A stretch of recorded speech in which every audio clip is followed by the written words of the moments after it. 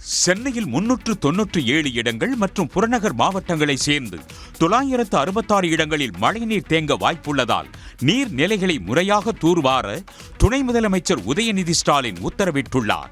தலைமைச் செயலகத்தில் நடைபெற்ற தென்மேற்கு மற்றும் வடகிழக்கு பருவமழையை எதிர்கொள்வது குறித்த ஆய்வுக் கூட்டத்தில் பங்கேற்ற அவர் உடனடியாக நீர்நிலைகளை முறையாக தூர்வாரவும் சாலை பணிகளை விரைந்து நிறைவு செய்யவும் அறிவுறுத்தினார். மேலும் கனமழை நேரத்தில் வருவாய்த்துறை, சென்னை மாநகராட்சி, குடிநீர் வழங்கல் வாரியம், காவல்துறை, தீயணைப்பு மற்றும் மீட்புப் பணித்துறை, மின்சாரத்துறை உள்ளிட்டவை ஒருங்கிணைந்து செயல்பட வேண்டும் என்றும் மழை நேரத்தில் உயிர் சேதம் பொருட்சேதம் ஏதுமில்லை என்ற நிலையை உருவாக்கிட அனைவரும் திட்டமிட்டு களப்பணி ஆற்றவும் உதயநிதி ஸ்டாலின் அறிவுறுத்தினார்.